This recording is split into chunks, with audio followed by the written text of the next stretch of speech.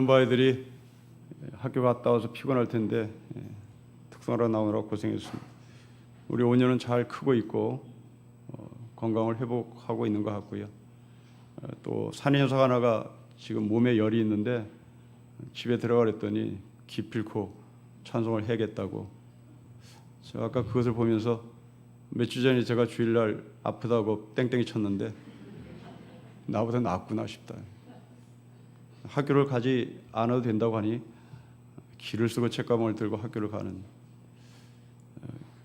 이 중에 한 놈입니다. 자, 오늘은 사울이 왕으로 즉위를 하는 날인데요. 길갈이라고 하는 곳에서 왕으로 취임식을 합니다. 우리의 언어로 표현하며 여러분 머릿속에 쉽게 그림을 그리기 위해서 국회의사당 정원쯤 되겠죠. 그 국회의사당 마당에서 이제 대통령 취임식을 하듯이 사울은 왕으로 취임식을 합니다. 그런데 이미 사울은 왕으로 기름 부음 받은 상태고 신분은 왕이었습니다. 하지만 취임식을 하지 않았던 왕인 거죠. 이제 명실상하게 왕으로 취임식을 했던 이 사울은 그 취임식을 하던 동기에 대해서 오늘 성경은 기록을 합니다. 암몬 사람과 야베스 사람 사이의 갈등을 이 사울이 해결을 했다. 그로 인하여 길갈이라고 하는 곳에서 사울은 왕으로 취임식을 한다라는 얘기입니다. 그 전까지는 왕이긴 왕이었으나 소를 몰고 다니는 농사를 짓는 한 농부에 불과했습니다. 그것이 5절이죠. 여러분 5절을 보실까요? 마침 사울이 밭에서 소를 몰고 오다가 이르되 백성이 무슨 일로 우느냐? 밭에서 소를 몹니다. 이미 기름 부음을 받은 왕이 왕궁에 있지 않고 자기 집에 있는 소를 몰고 밭에 나갔다 오는 사울입니다. 이런 사울이 명실공히 왕으로 취임식을 하게 된 배경, 그 배경이 오늘 이야기입니다. 암몬 사람이 야베스 사람을 공격하는 거죠. 이 야베스 지역은 요단 동편을 말합니다. 요단 동편은 갓 지파와 므낫세 지파가 사는 땅입니다. 원래 이 땅은 하나님께서 허락하신 가나안 땅이 아니죠. 요단 서편이 하나님께서 허락하신 가나안 땅이고 이 요단 동편은 엄밀히 말하면 이방 땅입니다. 그런데 갓 지파와 므낫세 지파가 이 요단 동편에 살기를 원했습니다. 그것은 당연히 그 땅이 기름진 땅이었기 때문입니다. 이 기름진 땅이었던 이 요단 동편을 갓과 므낫세 지파가 여호수아에게 찾아가서 서로 협상을 합니다. 이 거친 요단강을 건너고 그리고 여리고성을 공격하는데 우리가 제일 전면에 서겠다. 우리가 용감하고 우리가 용감무쌍한 힘을 가지고 이 요단강을 앞서서 건널 테니 그리고 여리고성을 우리가 공격할 테니 당신과 우리가 협상을 하자. 우리는 요단 서편에 살고 싶지 않다. 우리는 기름진 요단 동편에 살고 싶다. 그러니 여호수아가 우리가 내는 조건을 수락을 해서 당신이 허락을 한다면 우리는 기꺼이 요단강을 건너가겠다. 이렇게 해서 얻어낸 땅이 바로 요단 동편이고 이 땅이 야베스 지역이고 이 땅에 갓과 므낫세 지파들이 살고 있었습니다. 당연히 이 요단 동편은 기름진 땅이었기 때문에 돈이 많았고 산업이 많았고 부자들이 많았다는 얘기입니다. 그러니 거기는 도둑놈이 많을 수밖에 없었던 거죠. 그래서 오늘 본문에 암몬 족속이 암몬 사람 나하스가 이 야베스 지역을 공격하기 위하여 모든 만반의 준비를 갖췄습니다. 여러분 이전에는 블레셋 사람들이 이스라엘을 공격했습니다. 블레셋 사람들이 이스라엘 공격해서 하나님의 법궤를 빼앗아갔죠. 그 하나님의 법궤를 블레셋 사람들은 다곤 신당에 갖다 놨습니다. 왠지 그 다곤 신당에 갖다 놓은 법궤에 의해서 다곤 신은 목뼈가 부러지고 땅에 떨어졌습니다. 하지만 오늘은 블레셋 족속이 이스라엘 백성들을 공격하는 것이 아니라 야베스 족속에게 암몬 족속이 시비를 겁니다. 이 암몬 족속은 굉장히 힘이 강한 민족이었습니다. 롯의 후손이죠. 아브라함의 조카 롯, 그 롯의 후손이 암몬과 모압 자손입니다. 여러분들이 창세기를 기억하고 상식으로 알고 있듯이 이 아브람과 롯이 서로 부자가 되어서 이 재산 때문에 서로 분쟁이 일어나죠. 이때 아브람이 롯에게 당신이 먼저, 너가 먼저 선택을 하라고 선택권을 줍니다. 자, 롯이 선택한 곳이 소돔 땅이죠. 그 소돔 땅은 기름진 땅이었습니다. 그 기름진 땅을 선택한 롯에 의해서 아브람은 그 자리를 피해 줍니다. 롯은 그 자리에서 그 소돔 땅에서 큰 부자가 됩니다. 그러나 알다시피 우리는 소돔 땅이 무너지는 것을 봅니다. 그 무너질 때 이 롯이 황망한 상태로 도망을 나오죠. 그때 이 롯의 부인은 돌기둥이 된속됩니다. 이 롯은 어떻게 살 길이 막막해 절망하고 그냥 쓰러져 있을 때 이 롯의 딸들이 자신들의 후손을 얻기 위하여 자기 아버지하고 동침을 합니다. 거기서 태어난 아이들이 바로 모압이요 암몬 족속입니다. 이 중에 이 모압과 암몬 중에 이 암몬 족속이 특히 나하스라고 하는 사람이 야베스 지역을 공격하러 옵니다.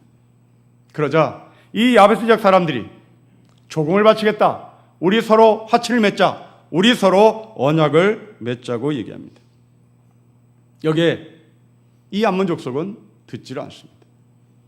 자, 우리는 고대 역사를 보면 또 지금도 마찬가지지만 강대국의 이 악소 국가는 항상 조공을 바치게 되어 있습니다. 우리는 그것을 사대라고 말하죠. 이것은 나쁜 게 아닙니다. 사대는 인류 역사상 항상 존재하고 그것이 있어야 되는 겁니다. 사대라고 하는 것은 약소 국가가 강대국에 조공을 바치면서 서로 화친하고 서로 싸우지 말자라는 말입니다. 그러나 사대주의는 다릅니다. 사대주의는 자기의 생각과 자기의 문화와 자기의 정신을 강대국에게 다 넘기는 겁니다. 좀 더 구체적으로 말씀을 드리면 현실에 대한 문제를 정확히 파악을 해서 미래를 도모하는 것, 그것은 사대입니다. 그러나 현실을 파악하고 이제 우리는 할 수 없어, 어쩌겠어, 그리고 자기를 완전히 무장해제시키는 것을 사대주의라고 말합니다. 사대를 하는 사람은 내일에 대한 소망이 있습니다. 강대국이 우리를 보여주니 그 사이에 우리도 힘을 키우자. 이게 사대입니다. 내일에 대한 소망이 있고 내일에 대한 비전이 있는 거죠. 미국이 우리를 도와주지 않았으면, 미국의 그늘 아래 우리가 있지 않았으면 우리는 굉장히 힘든 역사를 갖고 있었을 겁니다. 이 미국의 그늘 아래 있어서 우리는 컸어요.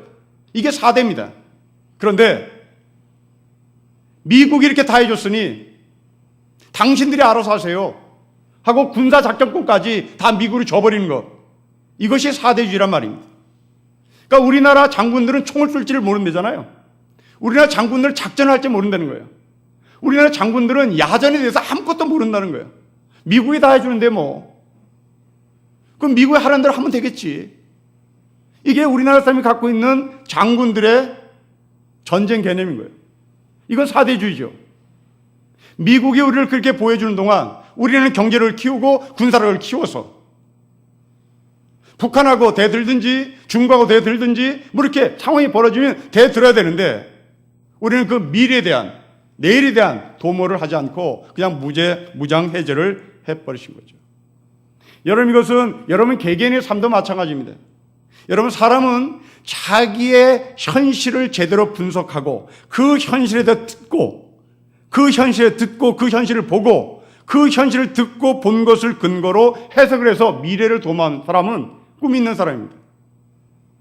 그러나 사람들은 대부분 자기가 원하는 것을 믿습니다.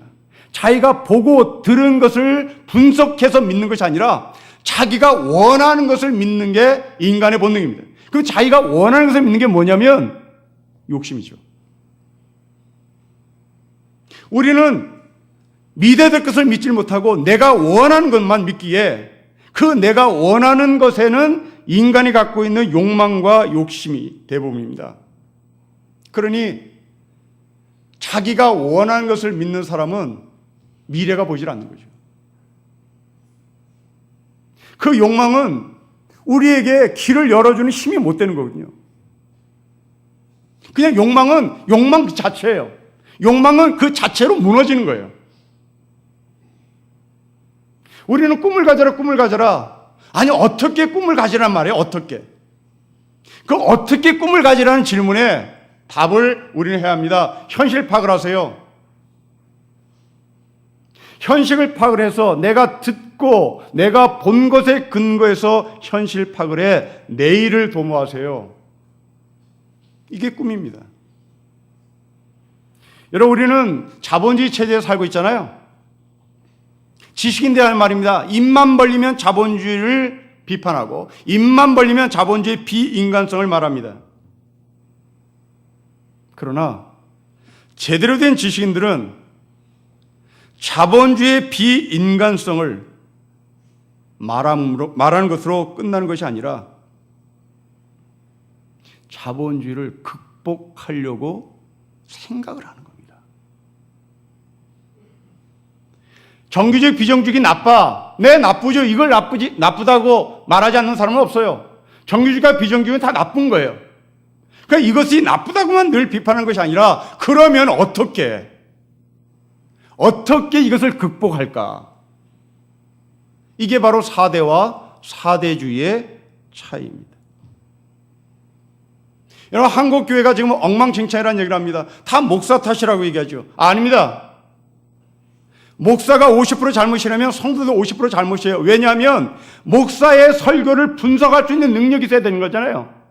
목사의 설교를 비판할 수 있는 여러분의 영적인 능력을 갖고 있어야 되는 거잖아요. 성경에 대한 지식을 들고 이것이 정말 그러한가, 저 목사는 제대로 해석을 하고 있는지를 점검을 하고 분석을 하고 비판하고 극복을 해야 되는 거잖아요. 근데 우리는 그런 준비를 하지 않았습니다. 김상환 목사의 설교를 하나님의 말씀으로 받은 거죠. 조영규 목사의 설교를 그냥 아멘 받은 거예요. 그동안 그 사이에 김사만은, 그 사이에 조영기는 우리를 세뇌시킨 거예요. 그 세뇌시킨 결과 세습을 해도 명성교회 교인들은 그냥 아멘 하고 있는 거예요. 왜 나쁘냐는 거죠. 왜 나쁘냐라고 하는 답도 못 내리는 거예요. 이것은 나이가 든 권사님이나 장로님은 그렇다 칩시다.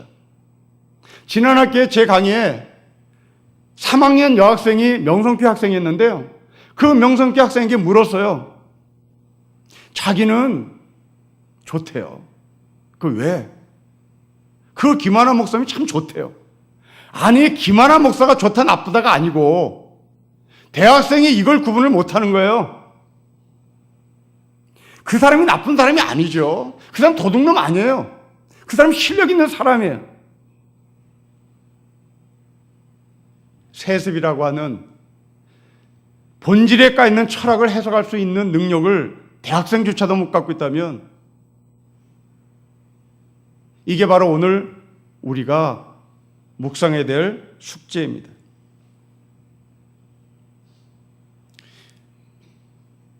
야베스 지역의 사람들은요, 내일을 도모하려고 강대국에 조공을 바치겠다고 얘기했습니다.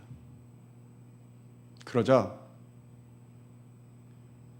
암몬 족속은 4대를 원치 않았어요. 4대를 원하지 않고 4대의 주의를 원했어요.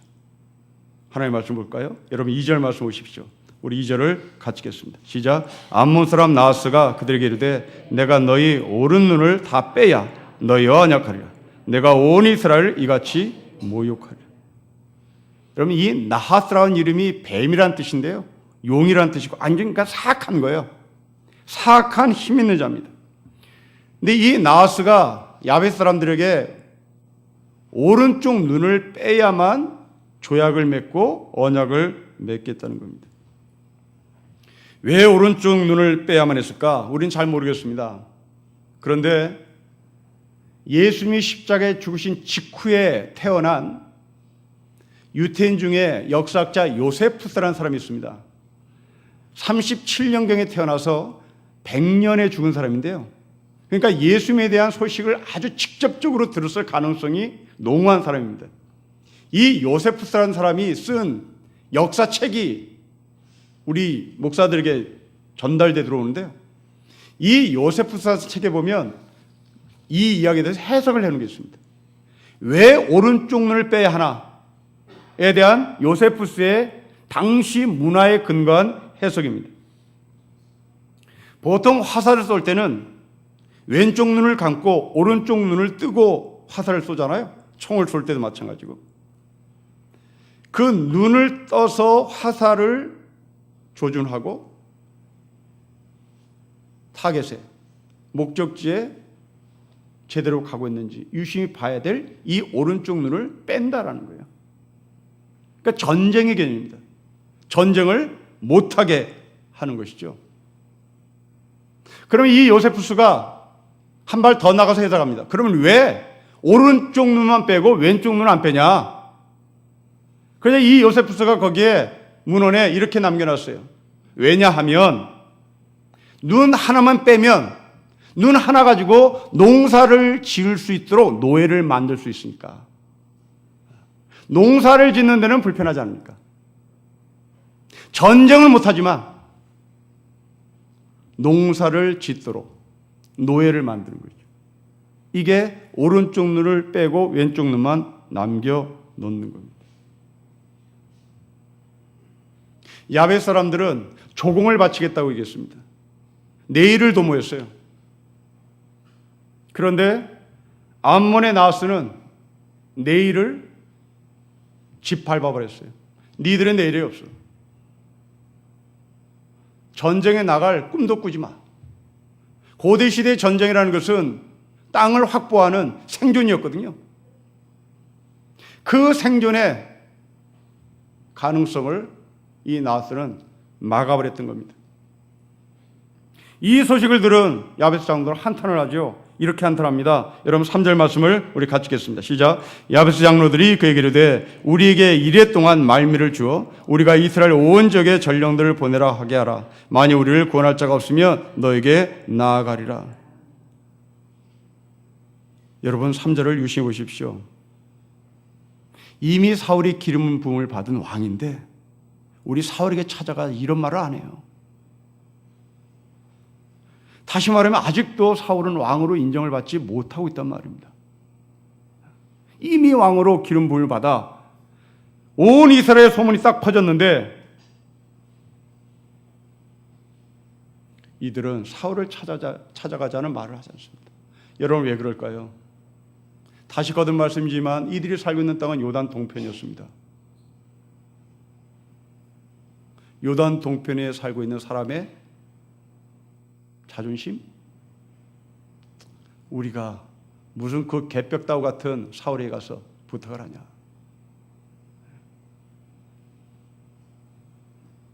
요단 동편은 우리 언어로 얘기하면 강남입니다. 그 강남 사는 사람이 어떻게 신림동 목사에게 와서 물어보겠냐 이 말이겠죠. 강남의 사랑의 교회 목사에게 찾아가지, 소망교회 목사에게 찾아가지, 무슨 개벽다구처럼 생긴 이 신림동의 목사에게 찾아오냐, 그런 생각이었겠죠.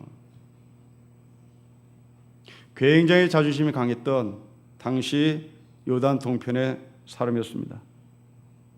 그러면서 우리를 구원할 자가 어딜까? 우리를 구원할 자가 어딜까? 하고 전전긍긍합니다. 여러분 이때 사울이 등장합니다. 5절 말씀 보십시다. 우리 5절을 같이 읽겠습니다. 시작. 마침 사울이 밭에서 소를 몰고 오다가 이르되 백성이 무슨 일로 우느냐 하니 그들이 야베스 사례의 말을 전합니다. 거듭 말씀드리지만 신분이 왕인데 밭에서 소를 몰다가 지금 집으로 오고 있습니다. 아마도 사사시대에서 왕정시대로 넘어가는 과도기적 현상인 것 같습니다. 상비군이 준비된 것이 아니라 항상 예비군처럼 군대를 운영했던 그 사사시대의 문화가 그대로 존재했습니다. 야베스 장로들이 자신들의 심정을 6절에서 이렇게 말합니다. 여러분 6절 말씀을 같이 읽겠습니다. 시작. 사울이 이 말을 들을 때에 하나님의 영에게 크게 감동하여 그의 노가 크게 일어났습니다. 우리 좀 살려주세요. 야베스의 말을 전하자 6절에 사울이 이 말을 듣고 이상한 표현을 합니다. 첫째, 하나님의 영에게 크게 감동되며 사울의 진노가 컸다. 여러분, 우리가 신앙생활에서 잘 듣지 못하는 표현을 지금 우리는 만나고 있습니다. 하나님의 영으로 감동되면 기쁨이어야 되잖아요. 하나님의 영으로 감동되면 감사해야 되잖아요. 그런데 우리가 흔히 만나지 않는 표현을 만납니다. 하나님의 영이 감동된 사울이 화가 났다. 이게 뭐? 여러분, 하나님의 영이 감동된 성령 충만한 상태로 화가 난 적이 있습니까? 성령 충만하면 기뻐야 되고 성령 충만은 감사해야 되는데 성령 충만한 사울이 무지 화가 난 거예요.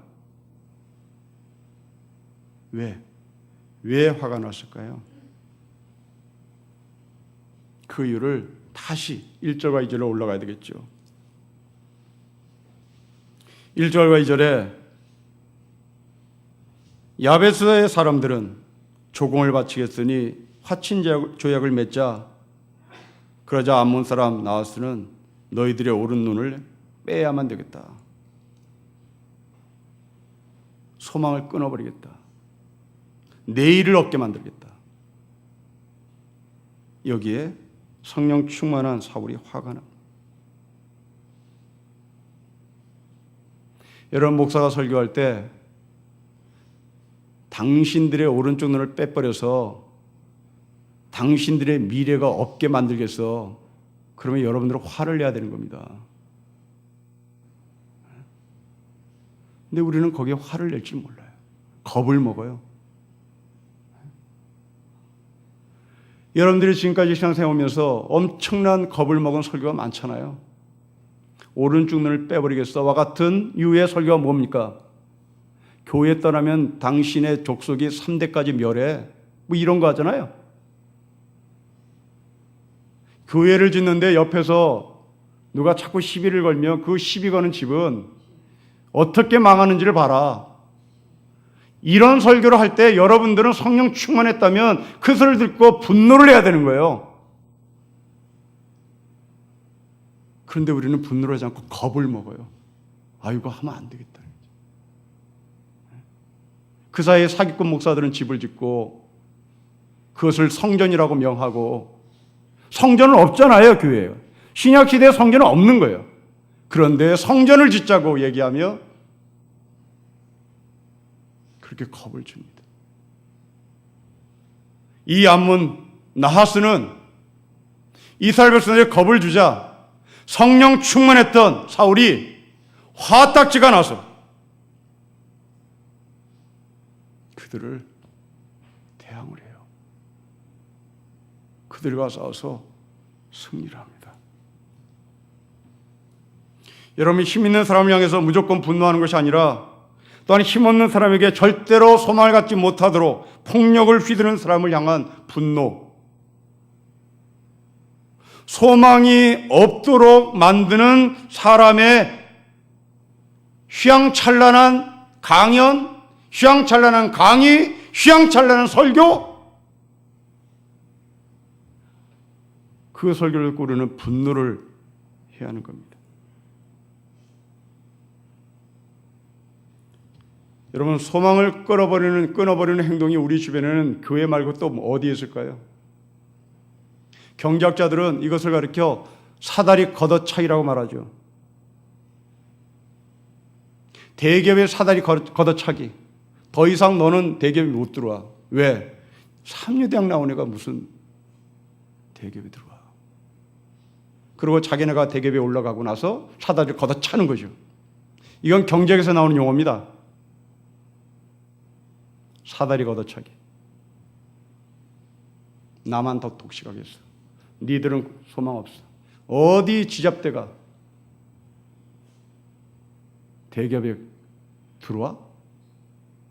니들은 원래 소망이 없는 거라고.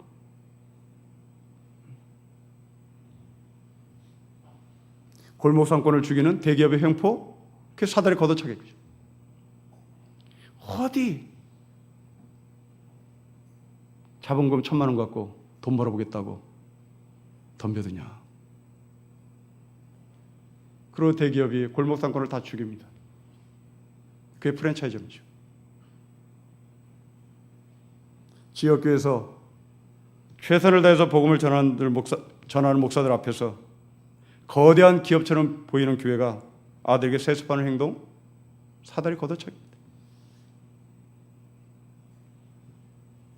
자본주의는 이런 행태를 정당하다고 얘기하죠. 그러나 성경은 이런 것을 정당하다고 말하는 사람을 향해서 화를 내라는 말입니다. 사다리를 걷어차기를 결심한 대기업을 향해서 화를 내라는 말이죠. 골목 상권을 다 죽이는 대기업의 프랜차이즈점을 향해서 화를 내라는 얘기죠. 서민들의 한 미래를 없이 만드는 힘 있는 자를 향해서 사울은 분노를 했습니다. 성령 충만함의 분노. 여러분 잘 새겨 들으시고 삶에 적용하십시오. 기독교인들은 바보처럼 침 질질 흘리며 웃는 존재 아닙니다. 어렸을 때 골목에서 좀 처진 아이의 그 웃음소리, 때려도 침 뱉어도 돌 던져도 그냥 웃는 그런 삶이 크리스찬이 아닙니다. 크리스찬은, 성령 충만한 크리스찬은 감사할 때 감사하고 화낼 때 화를 낼 수 있어야 되는 거죠. 출발은 좋았습니다. 사울은 이렇게 출발을 잘했습니다. 그런데 사울은 왕으로 취임식을 한 이후에 변합니다. 180도로 변합니다. 하찮게 보이는 다윗을 죽이려고 하죠. 하나님의 영이 떠난 겁니다. 결국 하나님은 끝까지 이스라엘 백성들이 그토록 기다렸던 왕정제도가 이렇게 나쁜 거다, 이것을 계속 얘기하고 있는 거예요. 사울 네가 왕으로 즉위식을 하기 직전에는 하나님을 생각하며 분노할 줄 알았으나 이제 네가 왕이 되고 나서 네 위에 어떤 누구도 없다는 것을 알고 교만을 떤 사울은 이제 자기 밑에 사람들을 밟는 데 앞섰습니다. 제가 처음 목사 됐을 때, 여러분들이 장로가 처음 됐을 때, 여러분들이 예수님을 처음 만났을 때 어떤 누구를 향한 사람에 대한 긍휼한 마음이 있었죠. 그리고 때로는 분노도 있었습니다. 제가 소대장으로 처음 부임받아가서 최전방에 갔는데 선임하사가 어떤 병사를 그냥 무섭게 밟는 거예요. 부대에 부임한 지 한 3일 만에 일이 터진 건데요. 제가 울었다니까요. 그 병사를 붙잡고. 너무 불쌍해서. 군홧발로 짓밟힌 가슴을 고통스러워하며 뒹구는 그 병사의 모습을 보고 끌어안고 울었어요. 그런데 중위가 되고 나니 저놈이 맞을 짓을 했으니까 맞겠지 뭐. 그렇게 냉담해지더라니까요.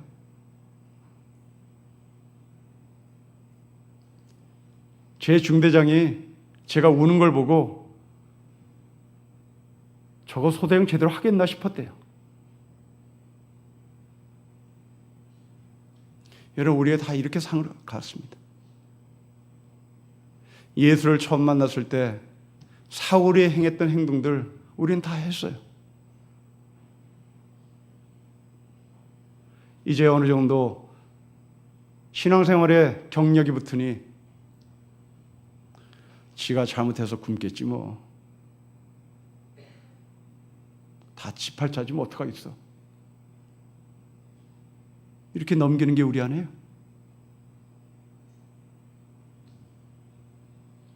이 년 전 우리나라 국민들은 하나님 주신 감동과 하나님이 주신 분노가 섞여 있었습니다.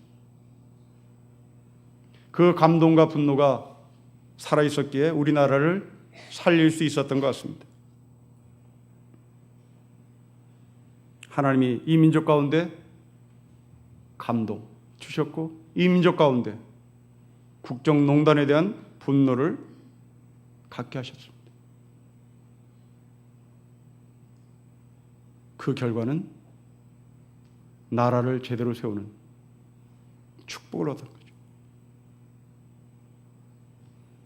사울의 감동, 사울의 분노가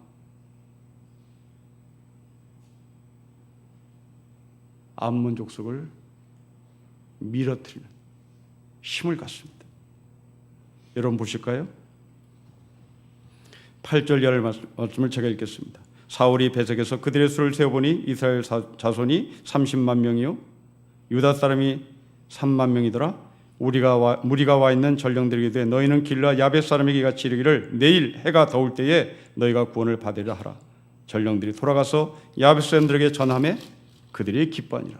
야벳 사람들이 이르되 우리가 내일 너희에게 나아가리니 너희 생각이 좋을 대로 우리에게 다 행하라 하니라. 11절 같이 읽겠습니다. 시작. 이튿날 사울이 백성을 3대로 나누고 새벽에 적진 한가운데 들어가서 날이 더울 때까지 암몬 사람을 치매 남은 자가 다 흩어져서 둘도 함께한 자가 없었다. 돌이 포개지지도 않을 정도로 다 풍지박산됐다는 얘기죠. 그리고 이스라엘 백성들에게 승리를 가져다 줬습니다. 이 승리를 가져다 준 사울은 신앙 고백을 아주 멋지게 합니다. 여러분 다시 한번 13절에 보십시오. 사울이 이르되 이 날에는 사람을 죽이지 못하리니 여호와께서 오늘 이스라엘 중에 구원을 베푸셨습니다. 자기가 한 일에 대해서 말을 하지 않습니다. 하나님이 구원을 시키셨습니다.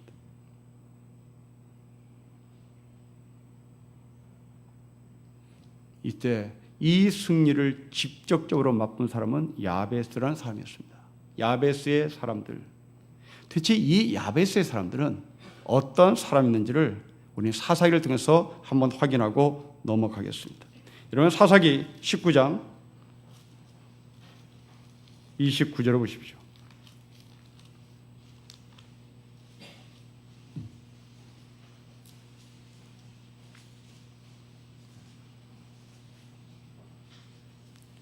사사기 19장 29절에 보면 사울처럼 12 토막을 내서 각 지파에 내보내는데요. 29절이 그 얘기입니다. 그 집으로서는 칼을 가지고 자기 첩의 시체를 거두어 그 마들을 찍어 12덩이에 나누고 그것을 이스라엘 사방에 두루 보내매 그것을 보는 자가 다 이르되 이스라엘 자손이 애굽 땅에서 온 날로부터 오늘까지 이런 일은 일어나지도 아니하였고 보지도 못하였도다. 이 일을 생각하고 상의한 후에 말하자 하니라. 20장 1절에 이에 모든 이스라엘 자손이 단에서부터 브엘세바까지와 길라 땅에서 나와서 그 회중이 일제히 미스바에서 여호와 앞에 모였는데 안 모인 사람이 있습니다. 여러분 21장 8절 9절을 보십시오.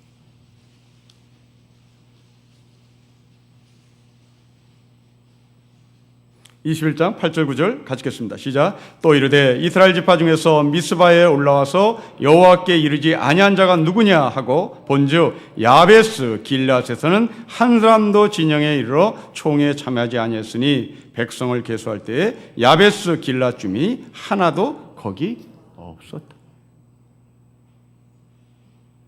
이스라엘에 도움을 1도 안 줬어요. 이 야베스가. 그런데 사울은 야베스에게 도움을 줍니다. 여러분, 사람은 품앗이하며 사는 존재잖아요. 특히 교회는 그렇잖아요. 아들 결혼식, 아버지 장례식 품앗이 하잖아요.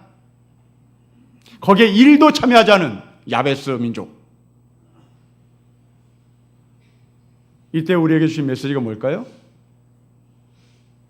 그럼 우리도 하지 않을까? 하지 말아야 되나? 그냥 하세요. 그거 없다고 죽지 않으니까. 지금 그 메시지를 전달하고 싶은 거예요. 사울은 이스라엘에 1도 도움을 주지 않았던 야베스 사람들에게 이스라엘 전체가 동원돼서 암몬 족속을 밀어냅니다. 그리고 고백합니다. 내가 한 일이 아니다. 하나님께서 구원을 시켜주셨다. 구원이 어디 있는지 몰랐던 야베스 사람들, 그 야베스 사람들 사이에 있었던 리더 장로들, 그 장로들에게 현실적인 미래를 가져다 준 사람은 사울이 아니라 하나님이었다 고백하고 그 야베스 사람들에게 던지는 메시지입니다. 너희가 하나님 없이 요단 동편에서 기름진 땅에서 편하게 잘 먹고 잘 살 수 있었다면 하나님이 없다는 것을 증명하는 것이다. 지 아무리 잘 살아도 하나님이 없으면 이 암몬 족속에게 너희는 당할 수밖에 없다. 우리가 살 수 있는 길은 기름진 땅을 뛰어넘어 나와 함께 하시고 나를 구원하시는 하나님 때문에 우리는 승리할 수 있다. 이 고백을 받아내기 위하여 하나님 우리에게 이 말씀을 주셨습니다. 여러분의 현실이 어딘지 모르겠으나 그 현실을 뛰어넘어 나를 구원하시는 하나님이 계신다면 우리는 기필코 승리하는 하늘의 백성이 될 것을 주의 이름으로 축복합니다. 기도하겠습니다. 하나님 아버지,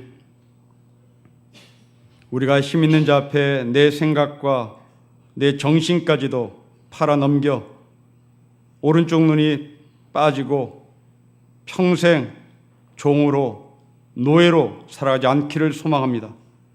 아버지 하나님, 힘 있는 자 앞에 비굴하게 모든 것을 넘기는 자가 아니라 내일을 소망 가운데 두고 하나님이 나를 어떻게 쓰실 것에 대한 기대와 꿈으로 말미암아 다시 한번 일어서고 내 눈을 빼겠다고 덤벼드는 악한 세력을 물리치고 하나님이 구원하셨음을 고백했던 사울처럼 우리도 그 하나님 편에 서서 주님을 찬양하며 승리하며 사는 모두가 되도록 축복하여 주십시오.